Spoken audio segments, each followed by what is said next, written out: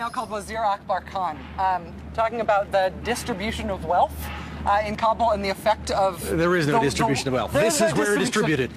This is where it ends up.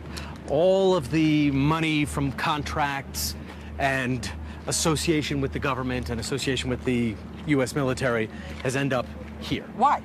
Because this was originally, as you can see, there's no real pavement or anything like that. This was originally just empty land. Okay. And when the Americans came in with the Northern Alliance, which was the Allies who against the Taliban, took this land and then gave it away to all their cronies. Oh, okay. So they created a new war wealth neighborhood out of nothing. Exactly. And so we still got open sewers and we've still got no pavement, but we have Rococo castles, nouveau riche that castles. rent for $10,000 to $25,000 a month because it's a safe area. But here's the irony. Most of the government officials, and these are almost all owned by government officials, don't live in them. They rent them out to foreign companies, contractors, and they live in Dubai or have their families in Islamabad. So they are purely investment properties. There's a sign right there on that one that says house for rent. Oh, yes, exactly. And the reason the streets are still unpaved is that these government officials refuse to pay any taxes to the government. They're in a fight. So the government won't come and pave the roads or connect it to any kind of sanitation system at all because the same government ministers won't pay to register the neighborhood. And so they won't throw their weight around to get their neighborhood taken care of despite that fight because they don't live here anyway. They don't live here anyway. So you have these large homes, and some of these homes, you see this building right behind you. That looks like a hotel? No, they're all private homes. This is a private home? It's a private home. It probably has 25 bedrooms in it. And garish colonnades and unusual architectural features, and then they'll rent that out to some Western client, and they'll charge either by the bedroom or by the floor or for the whole thing. And if you were to build, this one is obviously under construction, that's $1 million+ house in Kabul with no paved streets. America, it's your tax dollars at work. This is the war economy as translated to landlocked Central Asia. We dump a ton of money here thinking that we're paying for our military effort.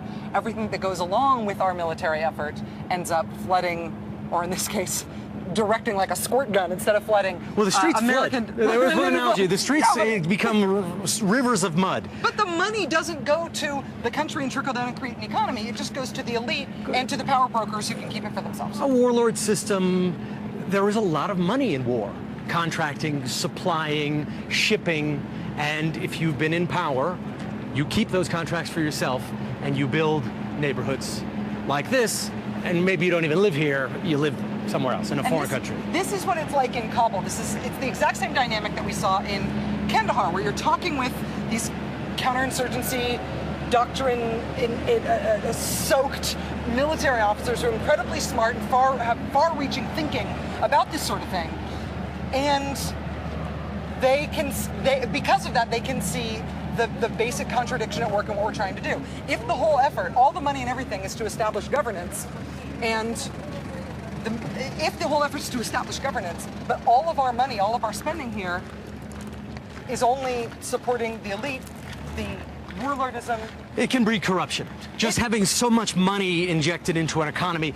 Afghanistan is very poor, and it was isolated from the world except for the last 30 years of war, which was an unpleasant interaction with the world, for hundreds of years. And now you have a totally different scale of economy coming in.